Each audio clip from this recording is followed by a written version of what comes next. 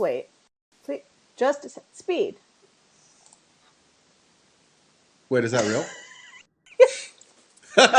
So today, we're going to talk about, I want you guys to tell me about how to make money as a digital nomad. Like, what do you do? First question, would you say digital nomads make good money?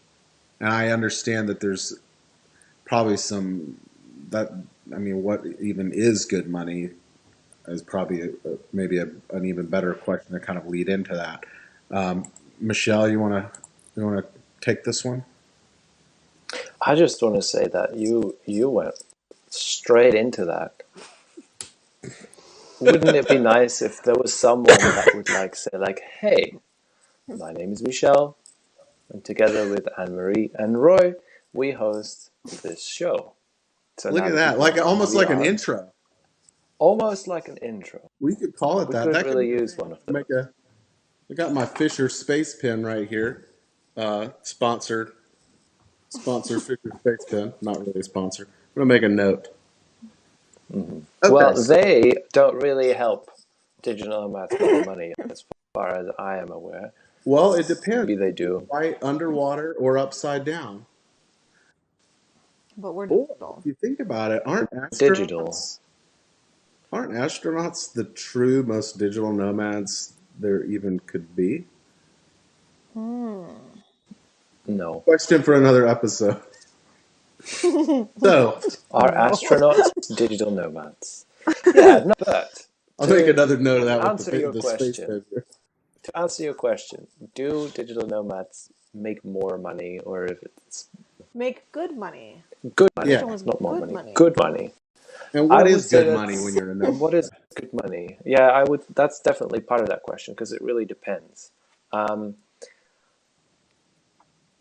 Well, a lot of digital nomads, I would probably venture to say the majority of digital nomads work in the software or SaaS world, and there is just a lot of money in that business. So on average, a digital nomad makes more money. But that doesn't be the case. There's a lot of ways to make money online. Sometimes it's small jobs, sometimes it's just one-off small things, sometimes it's big projects, sometimes it's just full-time employment, like people at home, like you do. But the main difference, financially speaking, I would say, is that you tend to travel to a spot that is cheaper. The usual spots, Southeast Asia and Central America, South America. That's where all the digital nomads go. And yes, they are cheaper than where they typically come from, that being Western countries, the US, Canada, or European countries. Developed countries, let's put it that way. So even if you as a digital nomad make minimum wage in the country that you're from, that is still more than enough to sustain yourself in another country. I believe that the minimum wage in the Netherlands for a 40-hour week is like 1,700 euros or something. And for over 25, it's 1,900 euros a month. Oh, well, there you go. That's 2,000 euros a month. And most people that travel don't spend more than $1 a month if you travel on a reasonable budget. So like 900 Would you agree with that? Ish. Yeah. But if you wanted to live like a king, everybody's always saying you could go here for this much money. You could live like a king.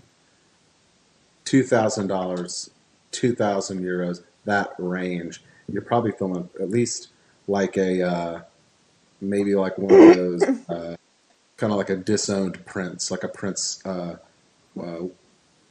Andrew, maybe. Almost.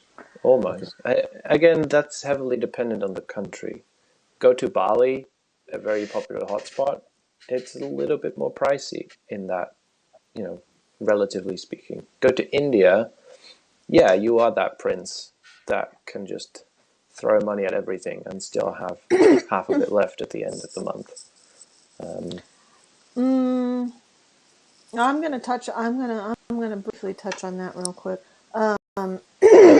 Well, no, I'll wait because you'll probably ask about it later.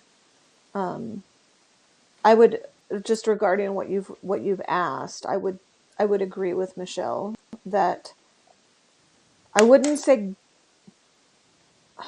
if you compare what a digital nomad makes to what your average American middle class person makes. I wouldn't say that digital nomads make good money. Typically, they might make the same amount that standard, desk worker in the States makes. Now that said, Americans make a shit ton of money compared to other countries. And please, that's not it's not up for debate that there's still a shit ton of people who are poor as hell in America. It changes the fact that, if you made $40,000 a year in Europe, you would live actually quite comfortably while you're living in a box in America. So that's a cost of living thing. I made $40,000 a year. I live in a box. When did you make $40,000 a year? Oh, gosh, wasn't that long ago. Inflation doesn't move that quickly, but I feel like cost of living is very high right now. Like everywhere. I couldn't even survive off of $40,000 a year in Florida. I think we're just gonna. I think we're just gonna have to say you're incorrect on that one. But you know what? It's okay. You're not even really an American now. You're a European. Thank God for that. But point being, are you making good money by American standards? Probably not. You might be making average money by American or European standards.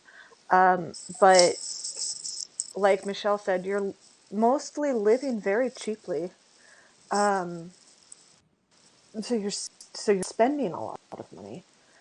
Well, and I think it depend on what you do, and I want to ask you about that also in a minute. But 100%. because there are things that there are a lot of people out there who I know have the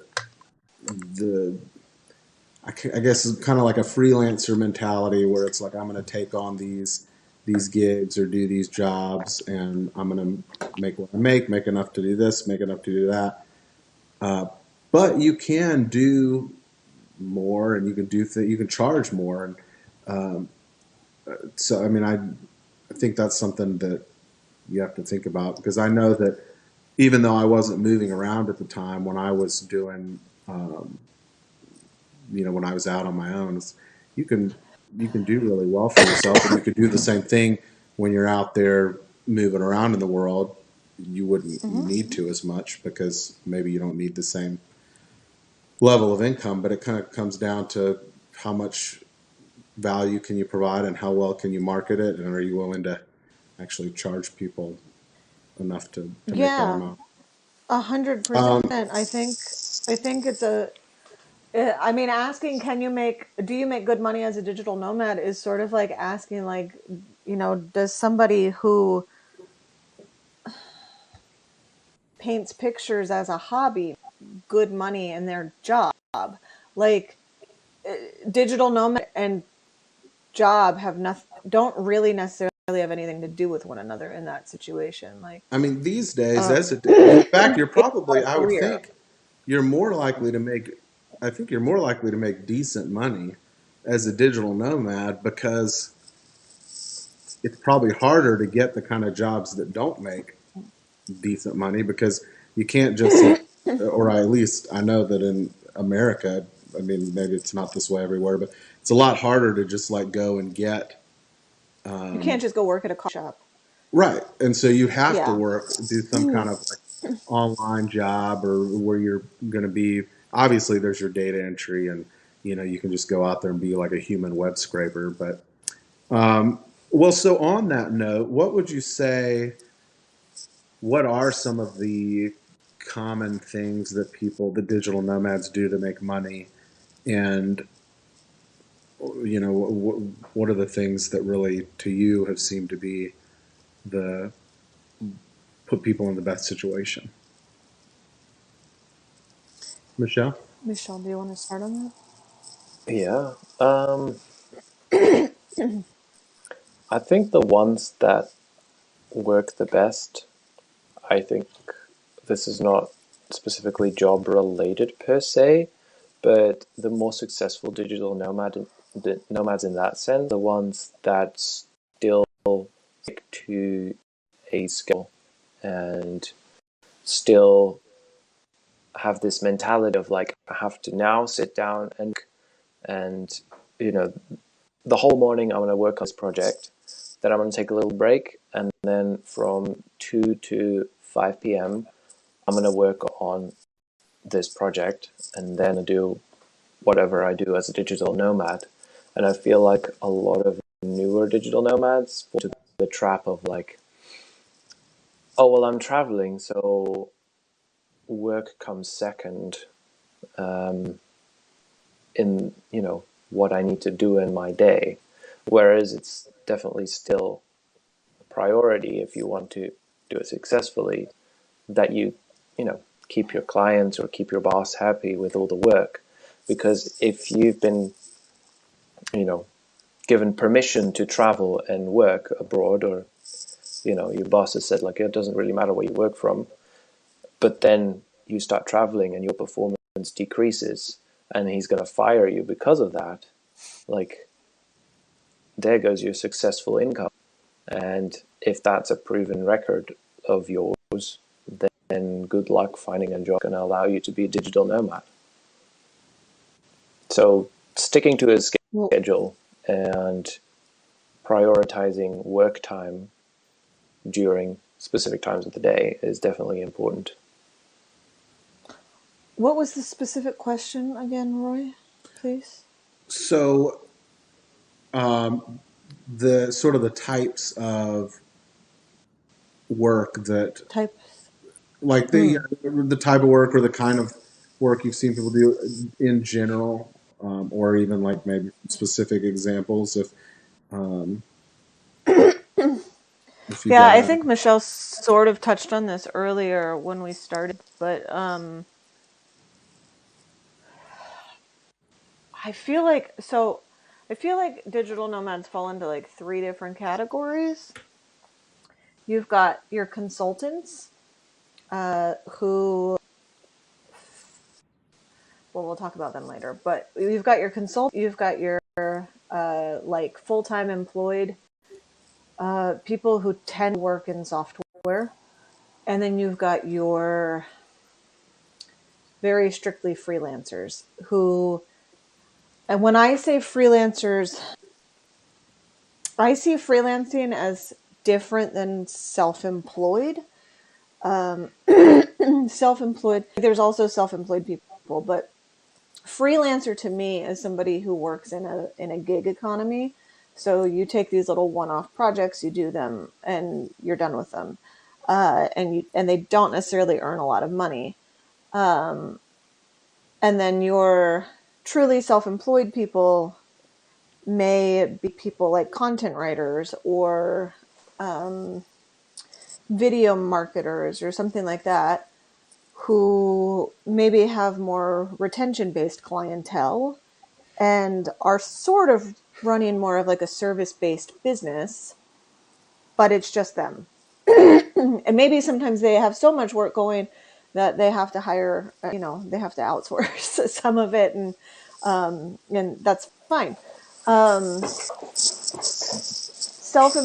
lot of people do tend to still have full-time or part-time true employment. Those people sometimes don't actually have permission to be doing what they're doing, but they're working, but like they work a remote job anyway. So they just kind of don't ask, don't tell. And that can get a little complicated, because especially if you work a job where you have to work very specific hours. So you're American working a job that's Pacific Coast hours, and you decide to go to Eastern Europe, like, well, have fun with that. I would not wish that upon anyone. That's terrible hours to keep. And then you've got your consultants, who are people who maybe are 35 or older, who have been working in their industry for a little while, long enough that they can be considered experts in their field. And they basically have clients who they help, they can charge much higher rates because they're experts. They're the types of people who would be like executive level management, maybe if they worked at a company, but their time is more valuable to them. And those people are where it's, in my opinion, because you work maybe 20 hours a week tops, and you just enjoy your fucking life.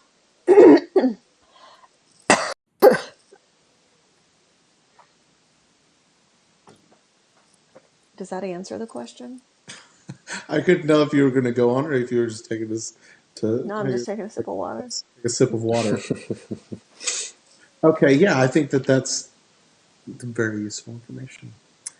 What would you say? Have you seen anybody who had any really creative ways or interesting or intriguing, um, ways that they made money and that they made a living? Check this one. Well, we met. So actually, the consultants is that I was just talking about. We met this woman from France when we were in Portugal. We met this woman from France. I think she was early to mid 30s. She's worked in her industry long enough that she is able to work as a consultant.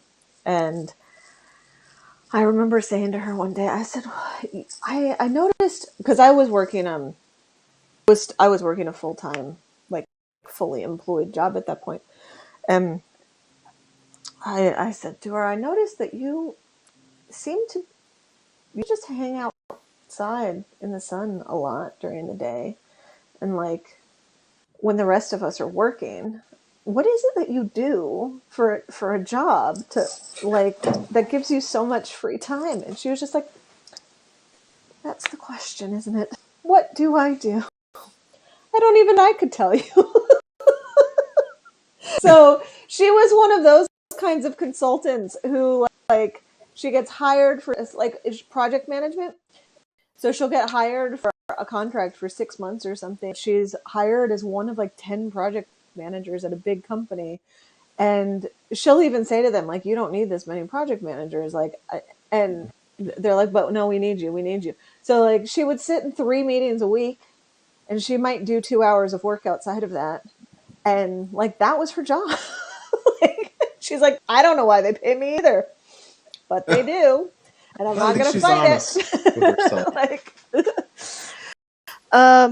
but yeah. And like she earned, I would say she probably was pulling in a minimum of $3,000 a month working that way.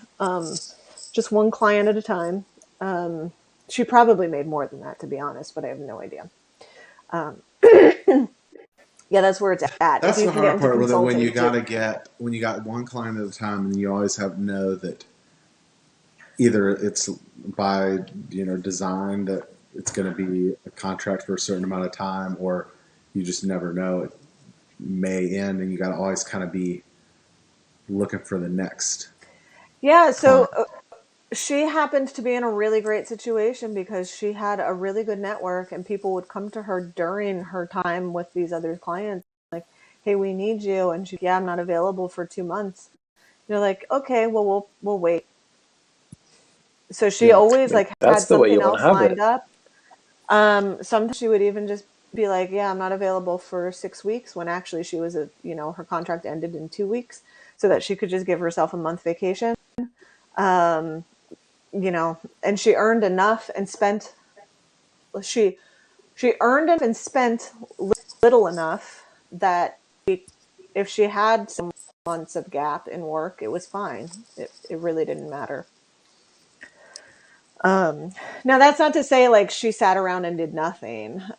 Yeah. She did sit She around and drank do cappuccino. a lot She of relaxing sometimes, fed but birds. I know she did she did a lot of volunteering and things like that, I think, as well. So Yeah, you she know, kept herself busy. she still added, well, not just kept her busy, but she still added something, you know, useful to the world, not just like she didn't just keep herself busy by like getting massages and, you know, living like a king. So So okay, well, so one of the things that made me remember is just when I was out on my own, like we were talking about with the having to get those clients, and mhm. I don't. To me, that seems like that would be very hard to do, and I don't know why. Maybe it's just a psychological hang up, but to say it's like, okay, I'm got to figure out, how to navigate this new place, and I've got to do my actual job, and I've got to try to actually have fun while I'm traveling, or what's the point? And I've got to make sure that I'm on the lookout for new clients. And It's a so I lot. wonder how much of a challenge that is, and what other sorts of challenges you um, that you face when you're trying to make a living as a digital nomad. Michelle, you got any? Do you have a take on that?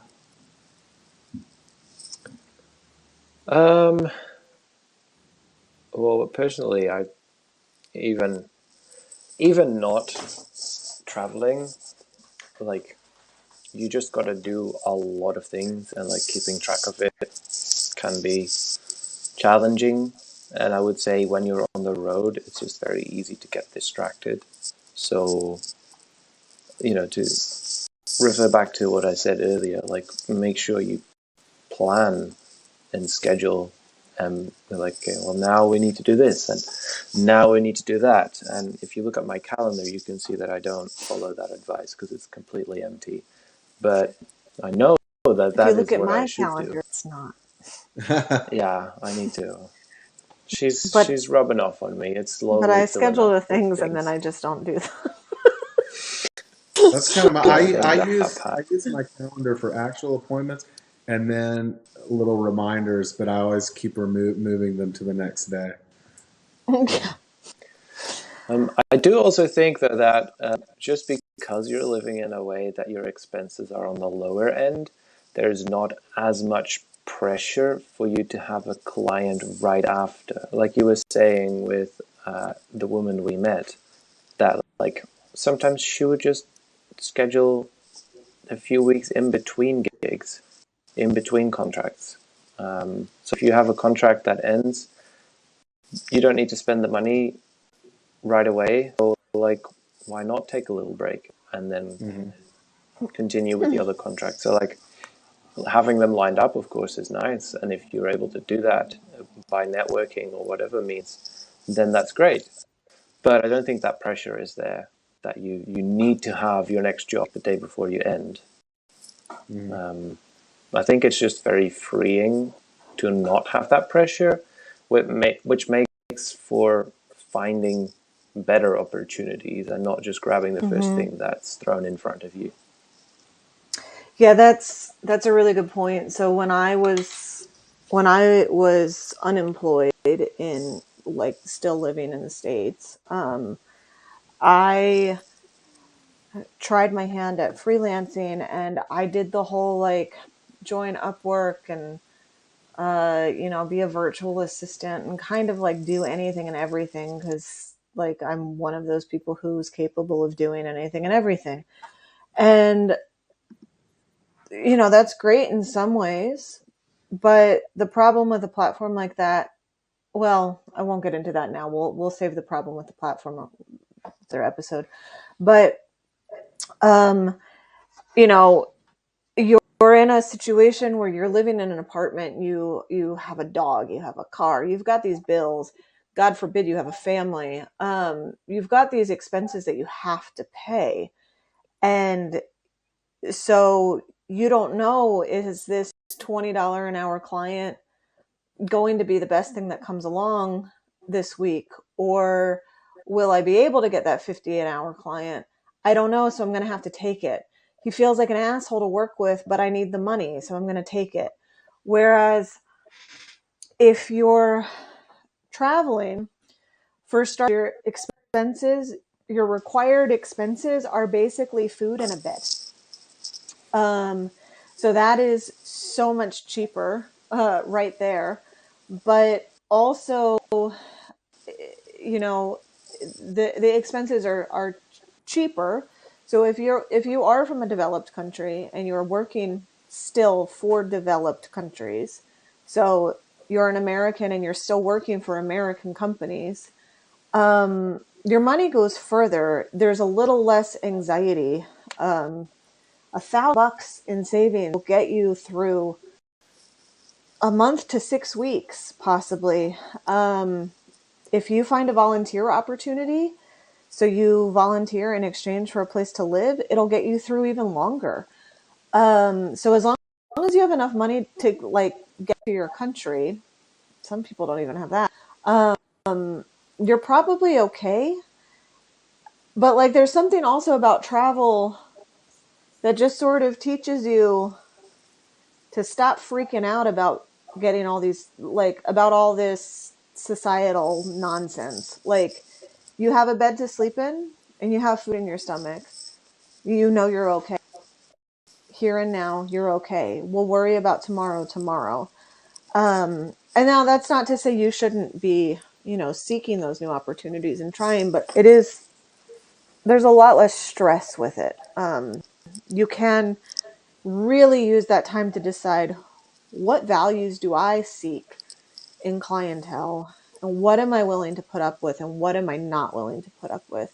So my example, some people have asked me, like, don't you struggle to find clientele who really, like, I work in customer success. It's a very time zone based thing a lot of the time. And so I have people ask, like, don't you struggle to find clients when you're not in their time zone? Sometimes I do. But I'm very honest with them from the beginning that I travel and I'm not always in the same time zone. And if they're going to have a problem with that, they're going to let me know before I even take the job. They're not going to offer me the job if they have a problem with it. So I know right off the bat whether or not they are somebody whose values align with mine. And if anything, it kind of helps make sure that I don't end up in a situation where I'm being paid by somebody I don't want to keep working for. It sort of helps weed out the garbage, I guess, if you will. Like, and, I'm not saying they're garbage people, or garbage companies, but like, they're garbage for me, maybe not somebody else's garbage. Maybe it's a garbage. Maybe it is a garbage company, and they go pick up people's garbage and take it to the dump.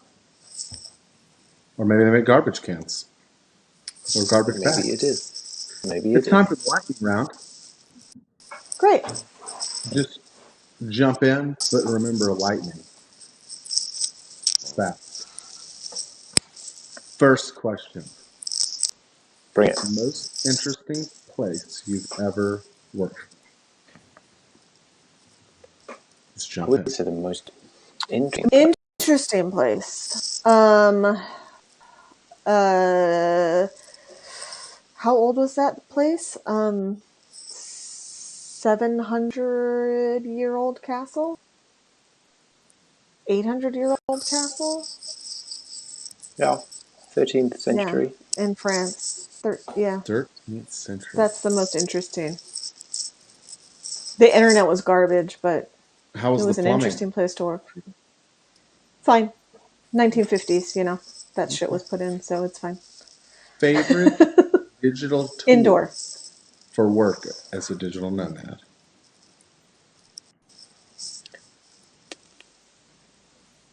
Michelle? Favorite digital tool? Yeah, I'm thinking. This one isn't really digital nomad specific, but I have a tool called Milanote, and it's just really good for organizing projects that you work on. Oh yeah, but that would be good for digital nomads. It would be great for digital nomads, but It's not a management tool. It's like a flow chart tool. yeah, it's like a better version of the recently released Apple Free Flow, I think it's called, Yeah. where you just have a vision board, but you can do all kinds of cool Oh stuff yeah, that with reminds it. me. I need to check out that Apple. So yeah, middle note, check that out. What about you, Emery? You got any good digital nomad tools? Yeah, I would say my Remarkable. That one is one that is a bit on the pricey side. But and like if you're not somebody who takes a lot of notes or writes a lot, then it's probably complete or draws, then it's probably completely useless. But for me, it's like having paper everywhere I go, even if I don't have paper. It's like that And that's nice. thing, but a notepad. It's an e-writer / reader. Yeah. All right. Michelle, best financial advice for digital nomads?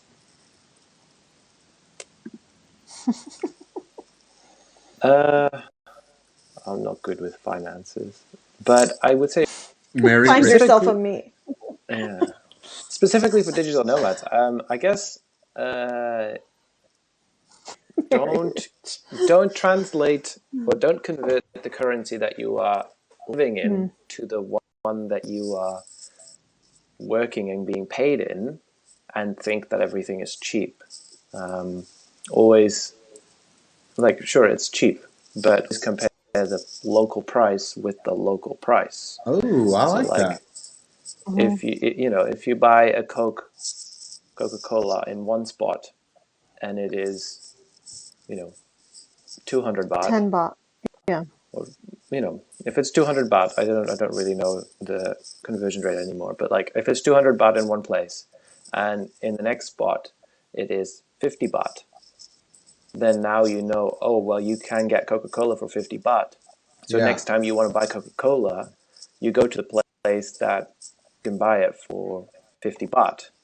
Not because it's cheaper, but just because it's to me it's a more sensible thing to do, even though 200 baht is still nothing in euros. Or 200 baht's like 10 euros, so you'd be way overpaying for your you get the Coca-Cola. point, but So the point is, even if something would cost $1 where you're from, and where you go, a guy's trying to sell it to you for 50 cents.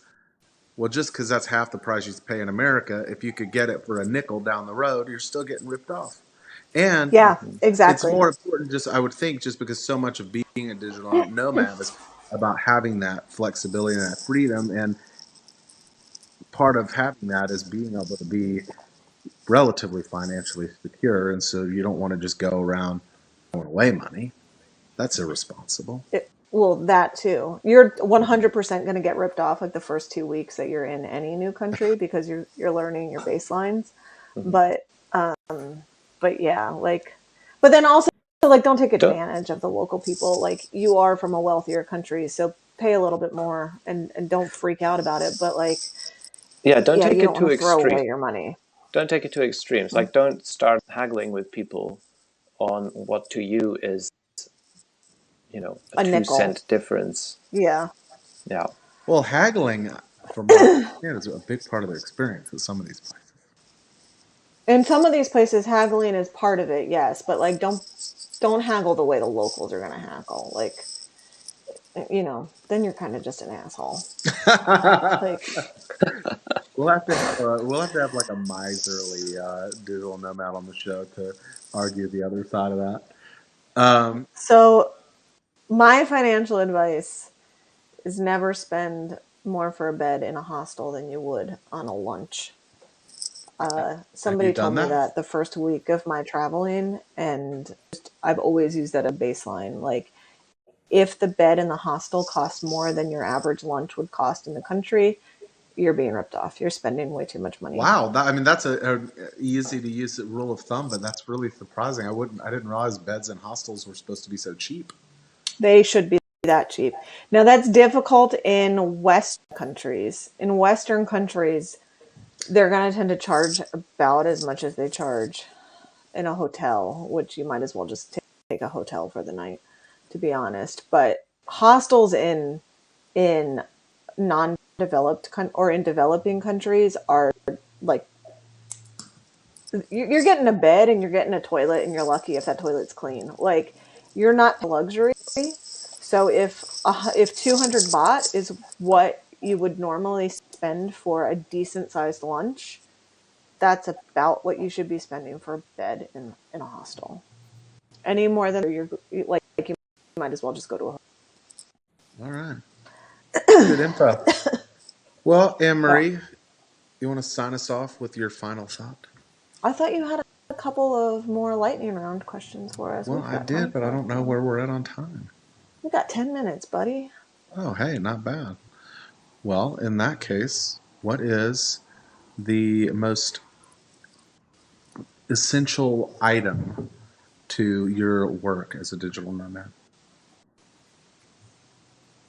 Michelle? Item. If you have to think, I can start. You start with that one. Mine is the iPad. So we talked last week about the laptop being like super important. So to make it a little bit different, I really need to be able to do the side by side thing with screens, and laptops with 13-inch screens just don't provide enough Do you use space for Duet or that. what do you use? So I use the iPad with my MacBook, and what is it called? Sidecar, I think. Oh, Psych. Yeah, it's called a sidecar. So I can double monitor that I use shit. Duet. That's also And then good. I didn't even know that was a thing. Is Sidecar But then free? it doubles as TV as well. The sidecar is just the innate Apple thing. What? It's just the way Apple allows you to do that. I paid for Duet when I didn't need to. Yeah, you didn't need to pay for shit. Sidecar was like made by Apple specifically for the purposes of being able to do I'm going to have to that. look into this. Did you know you can also, if you've got your iPad, even if it's not a secondary monitor sitting near you, you can set up your MacBook so that your mouse pointer, if you move it off the screen, can just go be a pointer on your iPad. It's really fucking cool. The nice thing about Duet, and I don't know if this is the same with Sidecar or not, is you can use your Apple Pencil as like basically you use your iPad as like a graphics tablet and like draw. Don't think you can do that with the iPad, but I also don't try, so I don't know. That's just not a thing that I'm in need of. That is so. That is good to know, even for non-digital nomads. Um, Last question? Michelle, Oh, no, Michelle. I don't really know if I have, like, I work in videography, so I have a camera, but that's a work-related essential item. I wouldn't call that a digital nomad I think essential that item. counts. I think, actually, an essential item for me as a digital nomad, especially since we use electronics to work, is a converter for power outlets. So I have this that you can plug into anywhere, and it has USB ports, and you can plug anything in as well. So without that, it's sometimes very hard to find charging opportunities. And even if you do find one, you charge one device at a time. But with a little block converter thing, you can charge like 6 things at once. Just be very careful with those. If you're using them for electronics, it's fine because most electronics come with like a power, like the block that they come with for charging is like creating the correct wattage for the system. If it is a small appliance that you have and the country has higher wattage coming out of their walls than your originating country, and your small appliance comes from your country of origin, The little converter block Michelle is talking about, all it does is convert the tips. It doesn't convert the power. And you will burn out the motor on your really fancy coffee grinder. Wait, they don't have converters that like actually. They do. You have to buy one of those. The one he's talking about is just a block. At all, Anne-Marie. The one he's talking about doesn't convert the power. It's like a block that's got like little slidey things, so it can push out all these different these like it's a little transformer thing, so it can push out all the different heads, and it doesn't convert any of the voltage. And I burnt the motor on my $250 coffee grinder by not paying attention to. Yeah. Yeah, that was a fun one. You blew a fuse as well, like one of those. I old fucking ones. flew that shit all the way from America. You're so extra. You're talking about you got a Remarkable and an iPad. And I flew shit from America. Well, this wasn't for digital booking. Coffee grinder. You're living in a castle. Like what? Who is this girl? The coffee grinder wasn't for nomading. It was just to move it from America with her to the golden Netherlands. knitting needles. It's green. It's just metal. Jeez. Emerald. It's aluminum. Emerald. It's aluminum. How do you even make knitting needles out of emerald? This is crazy. Oh my God, you're ridiculous. Okay. No, Roy, what afford emerald knitting needles? These are jade ones. Last rapid fire question. Most interesting job. I've only had one job as a digital nomad. So that was your most interesting job. I guess. Well, so that's the thing. Like we've done non-digital things as digital, like while being digital nomads, but like they're not part of our digital nomad life. They're travel jobs. So it depends on how specific you want to get. I don't think it has to be that specific. It just has to be something you're only doing it because you're a digital nomad.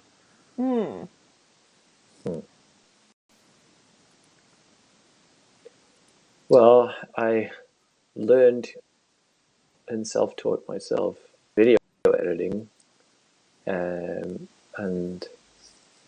that is very interesting to me. And if I didn't try the digital nomad life, I don't think that would have happened as much.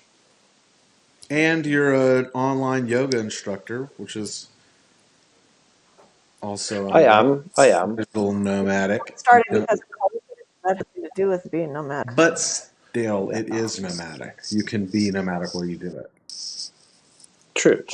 I don't know which one people find more interesting. I was going to say we'll let the audience decide which one is more interesting. And I think if they saw some of the videos that you had done, they would probably. I think doing the video work doesn't sound as interesting unless you know the things that were being videoed, and then it's like, much more interesting. True. So we'll put that in the show notes. Everyone wants to be a videographer. Put that in the show notes. Let's do that. Anne-Marie, did you have any interesting digital nomad jobs? Did you?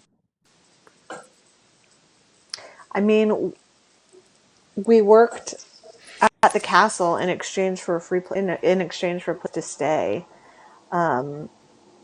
So, I mean, that was interesting. We helped build floors and tables and things. These people have this castle, and they are trying to start renting it out for weddings as a wedding venue. Cool. And so we helped them. I'd say that counts as renovate the castle, the barn part of the castle to use for weddings. We spent a lot of time waxing floors, and so now you know. Ended up breaking out knives, both of us. We had to go to the hospital. It was fantastic. I gotta say, I still have to tabulate the scores, but I think it was a tie this week. So great job, guys. Great. Fantastic. Emery, well, we'll see you next week. My final thoughts are subscribe, actually listen to the end next time, and we'll see you next week. And that's my thoughts. Lovely. Comment a laptop emoji down below if you actually listen to this. Yeah, and so Yes. don't We'll forget to know if it's you. smash the like button and smash the bell and smash the subscribe button 4, and comment. 3, Smash your keys to 2, comment. 1.